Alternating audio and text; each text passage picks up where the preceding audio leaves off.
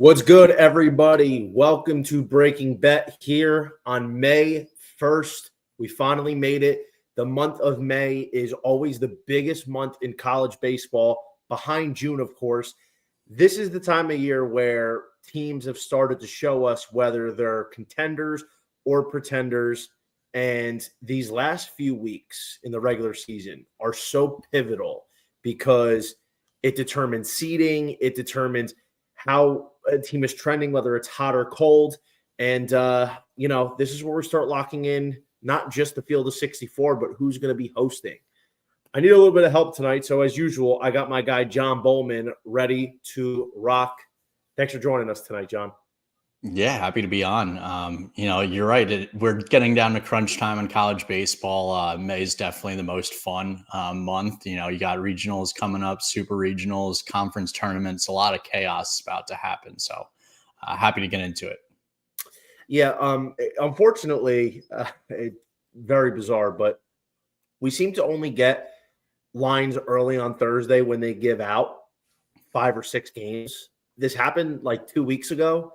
And these lines came out probably around 4 o'clock, give or take, this afternoon. And I thought maybe we would get some more because there's some enticing matchups this weekend, but this is all we're saddled with. So unfortunately, we're only going to be able to give out numbers on what we have available throughout the show. We'll talk about some matchups that don't have lines, but maybe give out some of our looks and leans and how we project the series to go. Sound good? Yeah, sounds good to me. All right, since we don't have a ton of matchups, let's get right into it. Clemson Tigers, fresh off getting swept at NC State, are a big plus 154 dog at FSU. It's an all-time ACC pitching duel between Aiden Canuck and Jamie Arnold. Clemson, man, I mean, I got to be honest, I did not see them getting swept at NC State last week. This is a team that was a preseason Omaha group for me. This was a team that I gave out midseason to win the ACC, and it took a big hit getting swept by the Wolfpack last week. Do you give the Tigers the edge here with the big plus money price, or do you think Jamie Arnold and company will add to that Clemson losing streak? Yeah, I mean, you mentioned it. I did not see them getting swept by NC State coming. NC State's been playing really well lately. They're atop of the ACC right now, which I also did not see coming. They've been playing well. They have had a little bit of a favorable schedule, but at the same time, it's the ACC. Anything could happen. Everybody's a good team. But yeah, I mean, I think if I'm going to play this game, it's got to be on Clemson. I don't have too much confidence in them after last week on the road. And obviously they're going up against a tough matchup in Jamie Arnold, and Aiden Canuck has not been pitching great this season overall. He got shelled last week against NC State, but at that number, I think I would have to go Clemson. I don't think I would like a total either. I think if you told me beginning of the season, I would take an under here, but the way Canuck has been pitching, I do not trust him there. So I think if I had to play this game, I would go Clemson, but I don't love it at these numbers. Here's the unfortunate part because, like I said, I was a big Clemson backer coming into the year. Ironically enough, I did not like them in 23 or 24, at least in terms of winning the College World Series. This year, I felt like they can make their deepest run, even though they lost some key pieces. But I felt like they were going to be good enough to overcome it, and it's just such a great team. They're so well coached by Eric Backage that I thought maybe, you know what, this is the year that they finally get over the hump and get into Omaha. And Aiden Canuck was supposed to be a big part of that. I mean, early in the season, it looked like even amidst some struggles that this kid was going to take a big leap this year. And sometimes we see guys in their sophomore year before they're draft eligible as juniors have unreal years, unreal. And then, we see possibly a bit of a regression in the draft year. And Jamie Arnold's kind of been like that. His season in 2024 was, probably one of the best we've seen from a pitcher in a long time. And he's been good this year, but he hasn't been as good as last year. But Canuck, I don't really know what it is with him. He's giving up honestly not that many walks. He hasn't given up that many home runs. I think what it is especially second time through the order, I've noticed many times this season, he just leaves too many pitches out over the plate. But one thing that's been really noticeable with him on the road has been a complete and utter disaster. He's only had 3 road outings in conference play, which has honestly been more favorable to him. But at Georgia Tech, 5 innings, 7 hits, 5 earned. The following week at Cal, 7 1/3, 5 hits, 4 earned, which is that's fine, that's solid. And then last week at NC State, 4 innings, 11 hits, 8 earned. At some point, you have to wonder, like, why is this kid struggling on the road so much? And now he's going against probably his toughest test of the year in FSU. Now, I think you would agree with me saying FSU's offense is probably a little bit better than a lot of us, including myself, expected. I don't think it's anywhere close to the level it was last year, but it's definitely a formidable unit.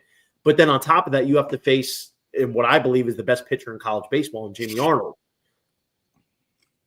Getting 154 here, John, with a guy like Canuck, who's still a very high-level pitcher, a guy who I think is going to be one of the top arms off the board next summer, you think after a sweep, in a situation where it's almost do or die time for Clemson if they want to win the conference, that they need a series win, and it all has to start on Friday night. 154, even against Jamie Arnold, I think I got a bite on that. I think I got to take that one. Yeah, I mean, they got to win this series. I didn't realize that, they're like 4th or 5th in the conference right now. They're multiple games back, especially after their start. They got off to an amazing start this season and in conference play. They've got to win this series to stay in that conference race. And it's going to be tough against FSU at FSU. And they clearly have not been playing well on the road lately. They just got swept, and now they've got to go back on the road. So it'll be very interesting to see how they do. I do like the move of adding Titsworth into the rotation. I think he's been great for them. He used to be a high leverage arm, but now they have that sidewinder closer who's been unhittable. So, I mean, I like what they've done, but they've got to, show that they can win these road games. And as you were referring to, somehow I had them down this year. I still don't think they're that good. So it really doesn't make any sense to me. It's annoying because I don't think they're that good, but the record indicates otherwise. And sitting atop the ACC, NC State's 15-6. Behind them is FSU at 12-6. Somehow, I don't know how they're ahead of every other team because they're missing 3 games because of the Virginia canceled series. UNC is 15-9 behind them, as is Georgia Tech, 15-9, and then Clemson is sitting in 5th place right now. But all these games are only separated by basically one series. And if you're Clemson and you get the series this weekend, you almost take Florida State completely out of it. So if Florida State ends up being like 13-8 by the end of the weekend, they're not 100% done, but it's going to be hard for them to win it. Whereas Clemson would vault to 15-9, and then Georgia Tech and North Carolina and NC State, obviously, if they win the series, it'll be a little bit more difficult, but there's a couple more series to go left in the regular season. So, that is their hope. But Clemson, give me them, even against Jamie Arnold, who has been marvelous as of late, only allowing 3 earned runs in his last 3 starts. Granted, it was against Wake, Virginia Tech, and Louisville. Not in crazy hard schedule, but, not easy either. The big one here coming up, Auburn at Tennessee. Liam Doyle, Samuel Dutton, 2 guys that have been great this season. Very well could be first team all SEC pitchers. It's going to be a fight for that one with all these quality arms going this year. But I mean, here's the thing. Tennessee's lost 3 straight series. It's a team that's kind of been quietly sliding. They're the Volunteers. They've been really good this year. They came out of the gate soaring. And it's not unrealistic to think in a conference this good that they were going to hit a little bit of a lull. And in some regard, John, that it's better off to get this lull out of the way now to gear up for a good May that leads into a great June. But 315 isn't even a parlay piece. I don't care how good Liam Doyle's been this year after just shutting down LSU last week at the box. Auburn with Dutton on the mound, always has a chance. And I know their road splits are way worse than what they are at home. That's where Auburn's been vulnerable this year, is on the road. But 230 is crazy. And I'm not saying that I think Auburn is going to win this game. But if you're getting a 2.5 or even 3.5 run line, something that I would probably consider for the Tigers here. Yeah, I like that. Tennessee hasn't been playing well at all lately. It's coming at the worst time of year too.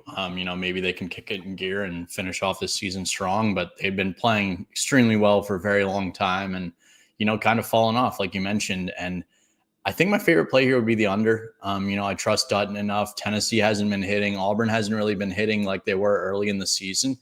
And obviously Liam Doyle's been unbelievable, and Auburn has those key lefties, and Doyle would be able to, he would have, I guess, the advantage to get those guys out. So I think I would like an under here best. Like you mentioned, I don't know if I can play Auburn plus 230. I would lean them instead of a money line parlay with Tennessee, just because, like you mentioned, that's extremely high. But I think my favorite play here would be an under. Hopefully we get like a 12 or 11, nothing crazy under 11. I think that would be the difference. So with Dutton this year, every single game he's pitched in the SEC has been 12 or less runs, except for the game at Kentucky where it ended up being 15. Now Dutton's, again, he hasn't been as good on the road, but it's not like he's been bad. I mean, at Kentucky, 5 innings, 8 hits, 4 earned. That's not good, but that's not terrible. At Georgia, the following week was 4 1/3, 4 earned. And honestly, he pitched a lot better than that stat line. I remember I took Auburn in that game, and honestly, it was a couple 2-run shots that killed Dutton. But otherwise, he looked really good. And at that time, that was when Georgia's offense was just ripping, was undoubtedly the best offense in the nation. So his line looks a little bit worse than it actually was. But then a couple weeks ago at Texas, 5 2/3, 6 hits, 2 earned. And he was out dueling Jared Spencer before he went down. And that Texas bullpen ended up matching him. But, at the end of the day, Texas ended up winning that one. So I think the way Dutton's been pitching, the under is in play here. I would be really intrigued to see what the total opens at, though, as well as the run line. For right now, I'm probably going to hold back, but I'm not putting the Volunteers, especially at 315, in any parlay piece, because here's what's going to end up happening. We're talking about this at 9:13 Eastern time on Thursday. By the time we wake up tomorrow morning, Tennessee might be pushing $4. It's no benefit to add him there. And you're going against a guy who's been one of the best pitchers in college baseball this year with Dutton. So if you're not going to pick any under or Auburn on the run line, I mean, maybe you could pick Tennessee on the run line, but otherwise I wouldn't be putting the Vols in any parlay. Yeah, I'm with you there. I don't think that's worth it at all. Florida Gators catching fire. They started SEC play 1-11, but now they're 8-11. They've won 7 games in a row in conference. They were dead. They weren't drawing dead. They weren't 9 toes in the grave. They were dead. And somehow they're ready to go, man. They're 8-13 in conference play at the moment. They have a chance to make the tournament. I mean, it's still not a foregone conclusion, but with a strong finish, they can somehow crawl out of the grave and get there. Liam Peterson going here on this Friday night at South Carolina, a team who is done. It was pretty much done when the season started for them. Granted, I don't know if you think South Carolina is going to win this game, but in the event that you do, are you really going to play them plus 170 at home?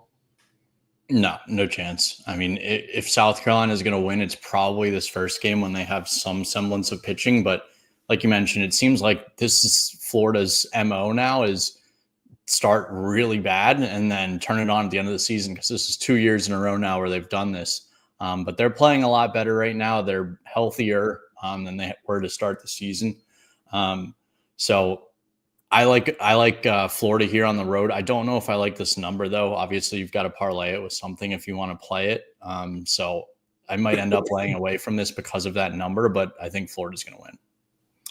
Liam Peterson's been pretty good this year since he returned. I mean, he's got a 3.83 ERA, 80 strikeouts in 51 2/3 innings. I mean, this is a guy that's one of the more touted college arms for next summer. And, 220 is fair.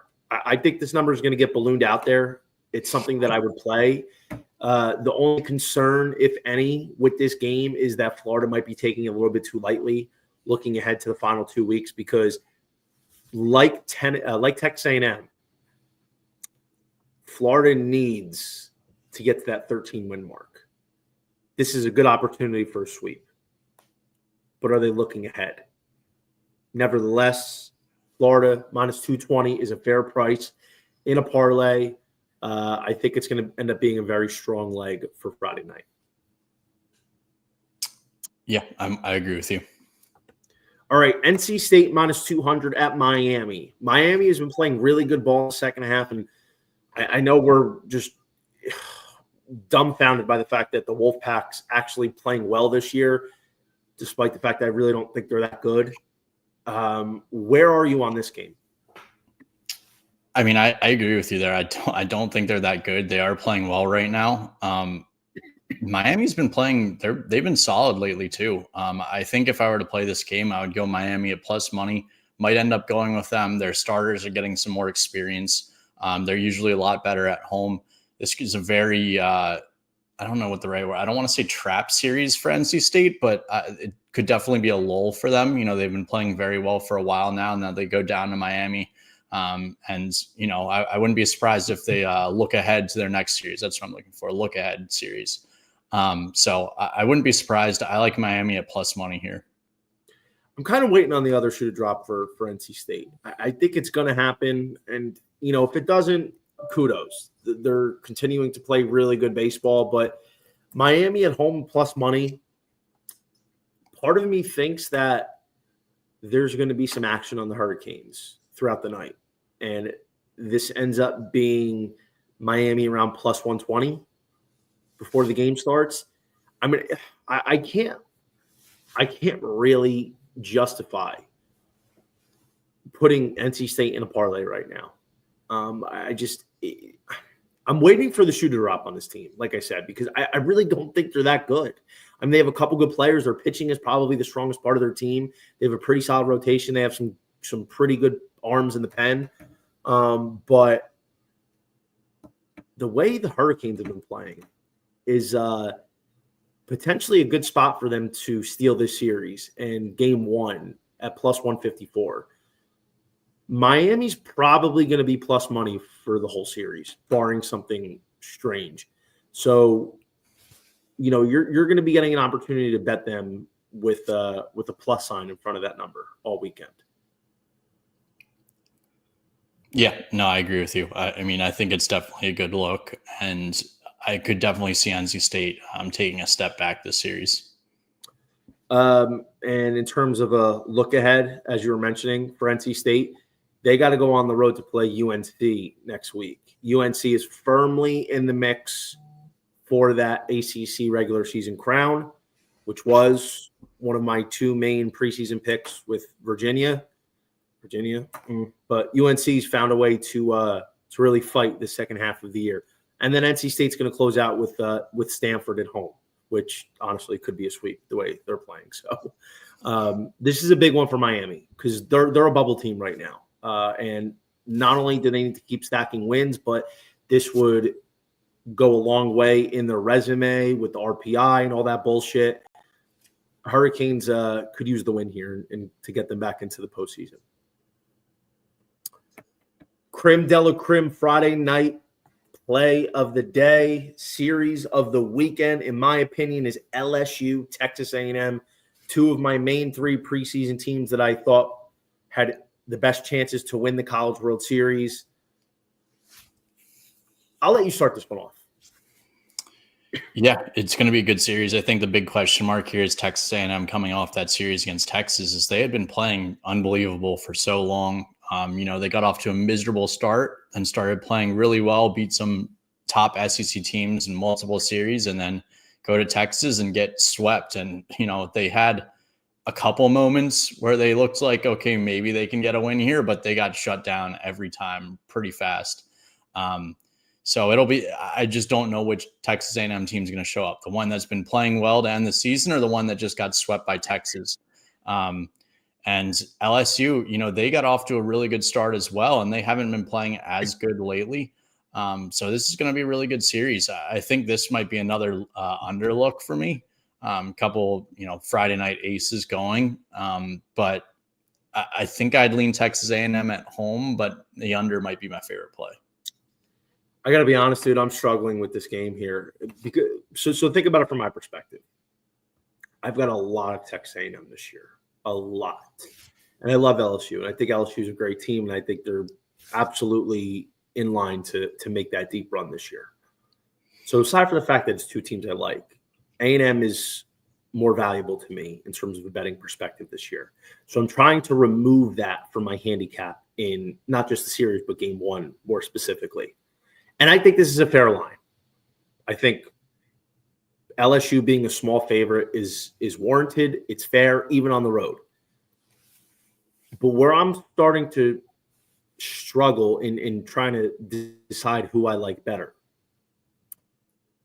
Cade Anderson has pitched really well this year. He's probably one of the players that's made the biggest jumps in the 2025 season.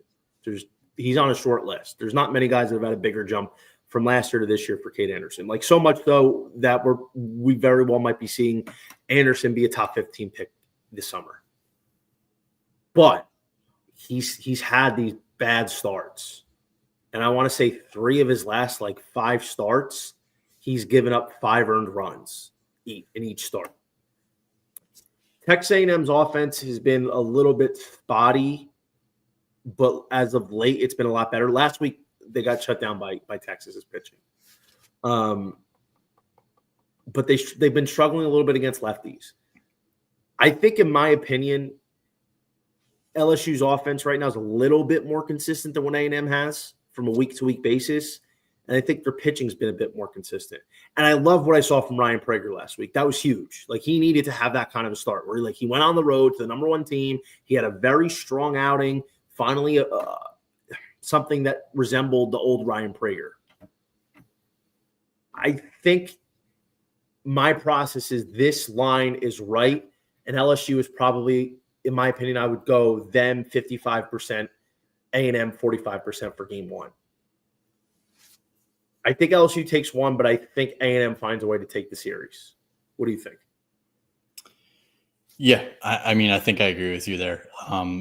Like I said, the big question mark is which Texas A&M team is going to show up, the one that had been playing well before they faced Texas or the one that faced Texas and got crushed. And, if they kind of have a chip on their shoulder after getting swept against their rival and obviously the whole Schloss deal and, the storylines that were going into that series, maybe they have another down series coming off that, but I think they bounce back. They're playing another good team. They've been winning these series against good teams other than Texas. I like A&M.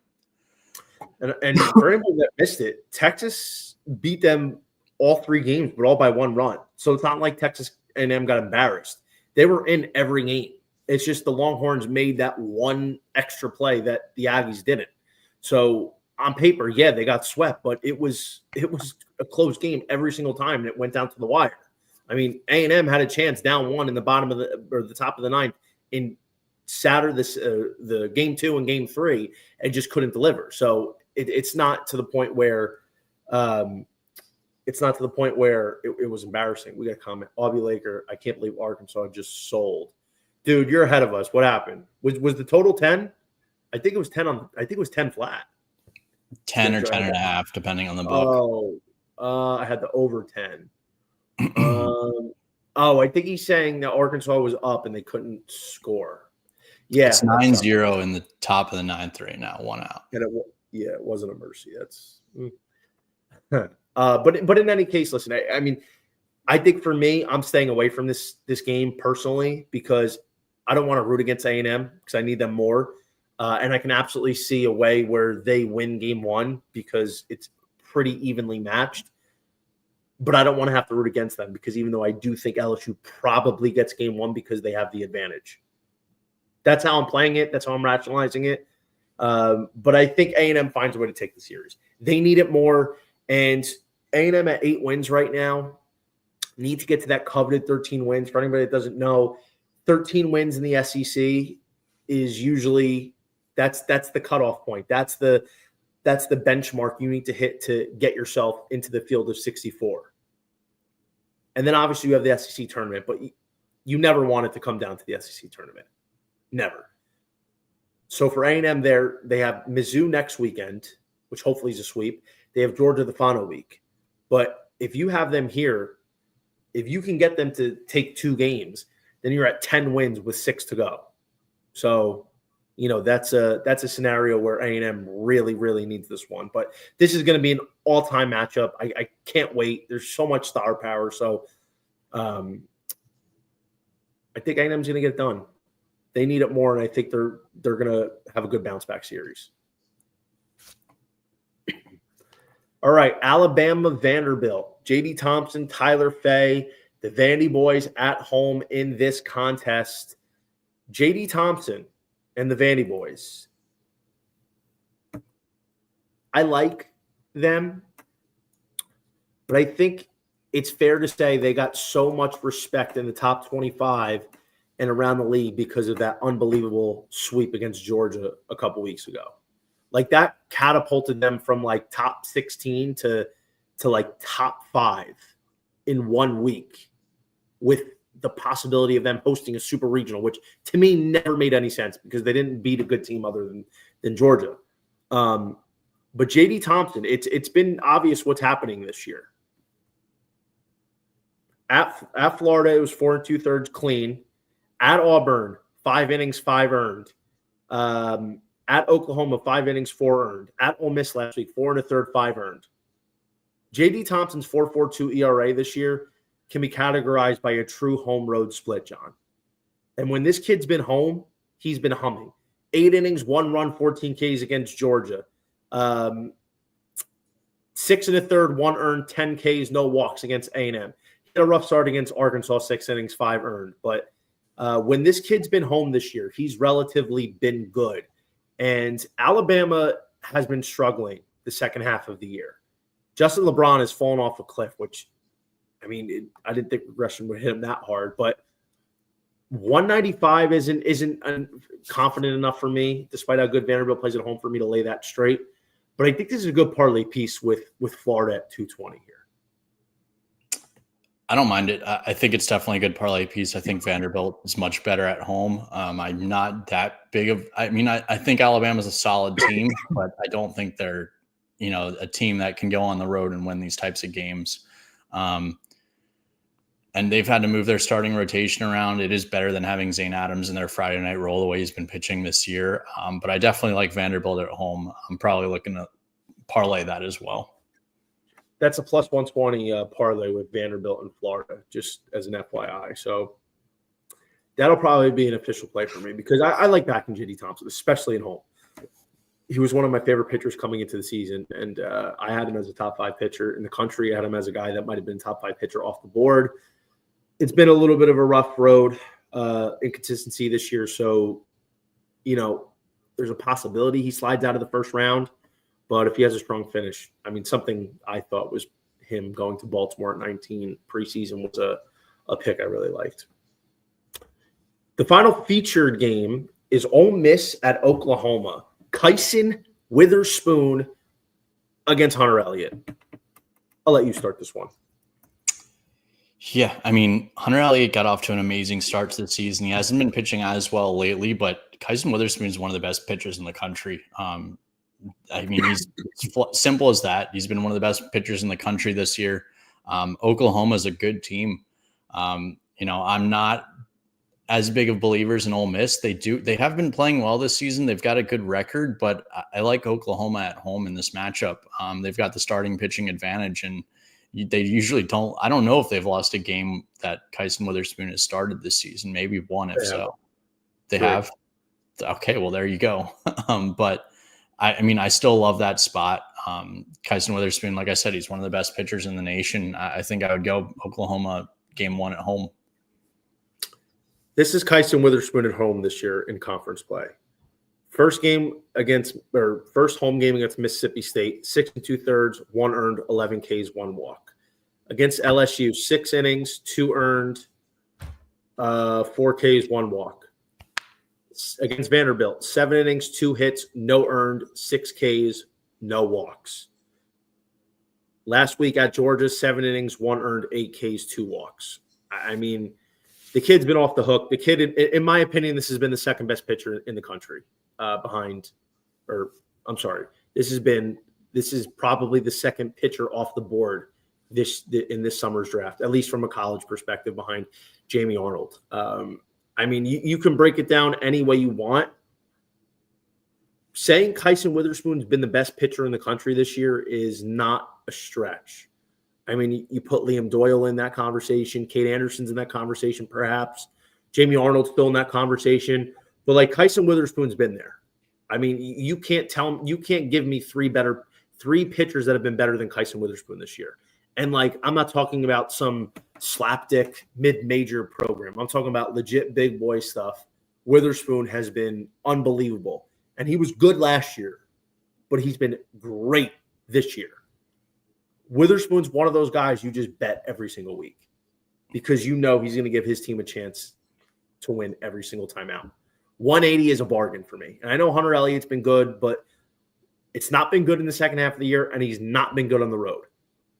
180, in my opinion, this line should be more like 220. So I think that's probably the kind of trend of movement we're going to see before the first pitch of this game. So I like Oklahoma here at the 180 price. I think Kyson Witherspoon finds a way to get it done yet again as he continues this magical season. John, other matchups we're looking at, obviously we don't have lines, which is unfortunate. But, I mean, there's some really, really good games this weekend. I mean, we could start in any direction here, but I would say one game that's not being featured right now that we could talk about is where is it? I'm sorry, I apologize. TCU, Arizona. Arizona hosting the TCU Horned Frogs, two teams that are right there in the Big 12 in that crowded race for the crown.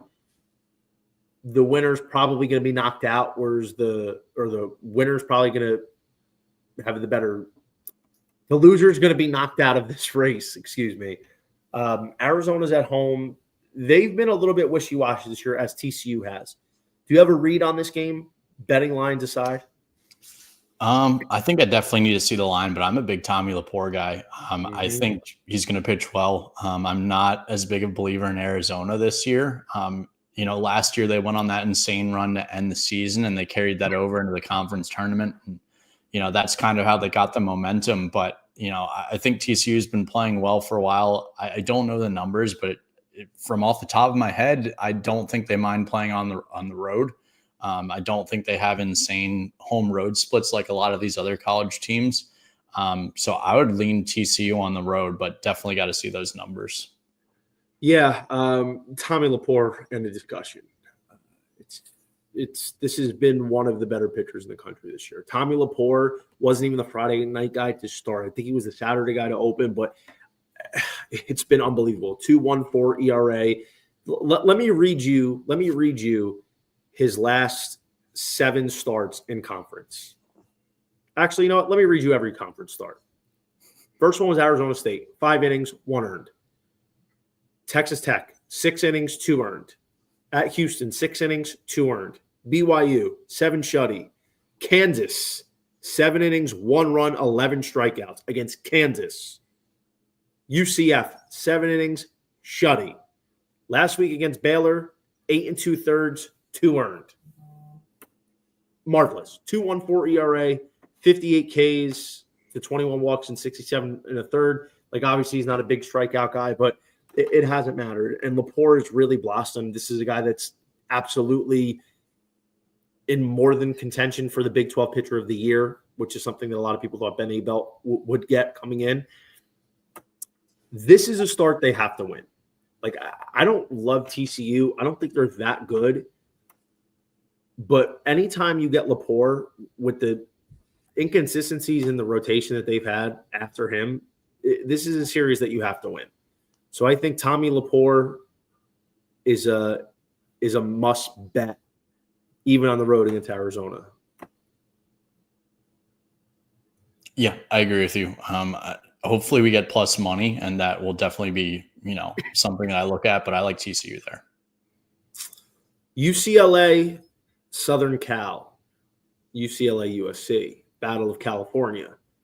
This matchup is interesting. It's probably going to be Wyla Moss on Friday against Caden Hunter.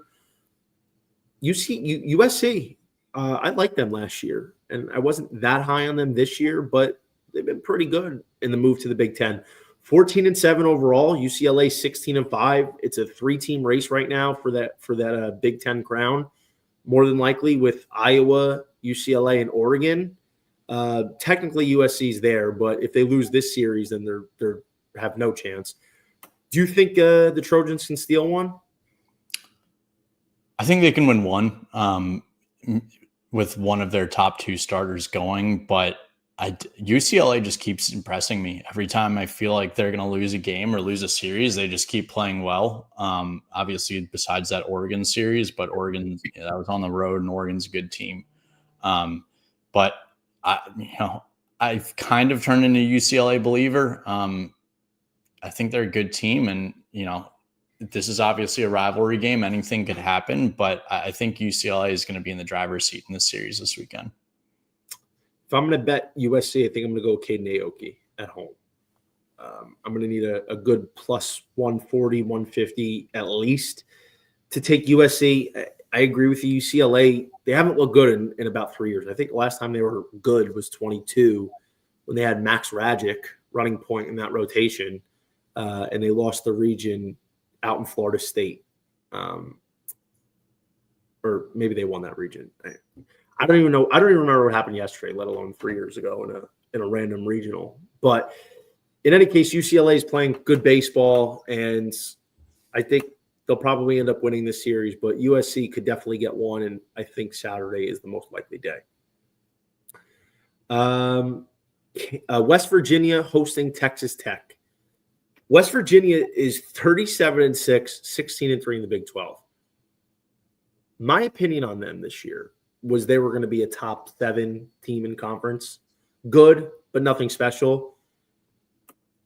It's honestly been bizarre to see them have so much success. I mean, they're a good team. They have good players, but I think a lot of it is contributed to just one of the easiest schedules any Power 4 team has had this year.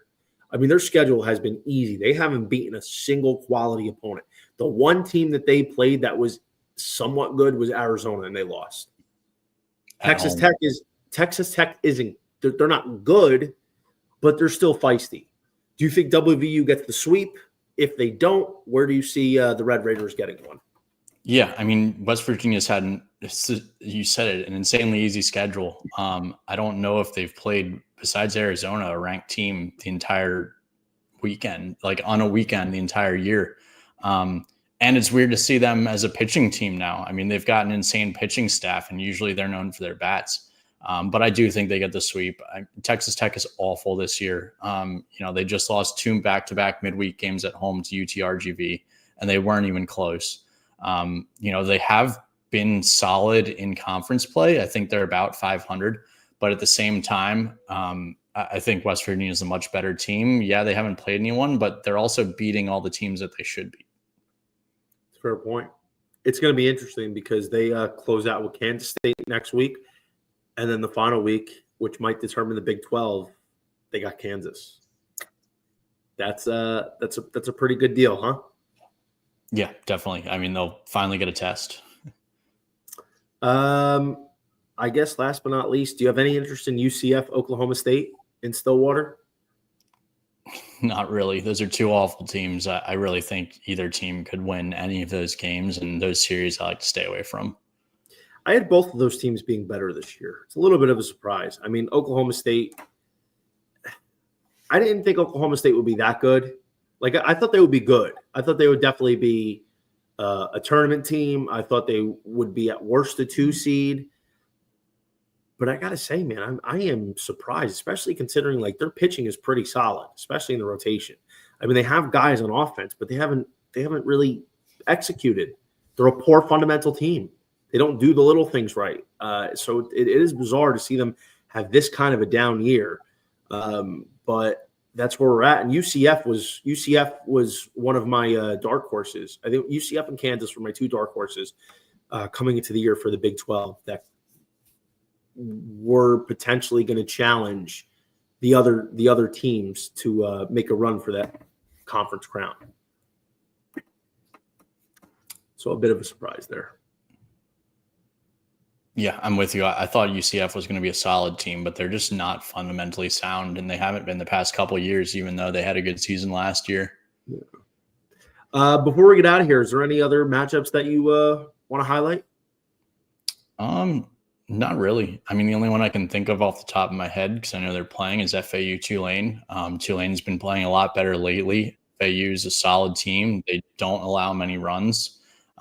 They're good pitching, but I think Tulane's been playing very well lately, coming off a series win at ECU. I think they play well. I think they win. Hopefully we get a good line there, though. All right, so let's stick with that game for a second. Where do you need that line to be to bet Tulane? Because it should be Trey Beard going, and Trey Beard's been unbelievable this year. 2.48 ERA, 98 Ks to 27 walks and 65 in a third, coming off a 7 shutty inning performance at Charlotte the week before. I mean, honestly, he's allowed 1 run or less in each of his last 3 appearances. Yeah, I mean, I think I definitely like the under there too, mainly because of that. But I don't think I'd go anything over like minus 135. Ideally, Tulane's underdogs, but we'll see about those lines. Yeah, that's a good point. All right, everybody. Appreciate you tuning in tonight. John, as always, you're the best. Best of luck this weekend, guys. Enjoy it. And start getting in some futures if you haven't already. There's a few good numbers on the board. Texas is still 13-1. I think it's a fair point to still buy into Texas A&M because if they beat LSU this week, that number is going to shrink. And, you know, I think make sure you keep a lookout because there's going to be some big changes coming on in these last 3 weeks before conference tournaments start. Best of luck, everybody. Appreciate you tuning in. We are out.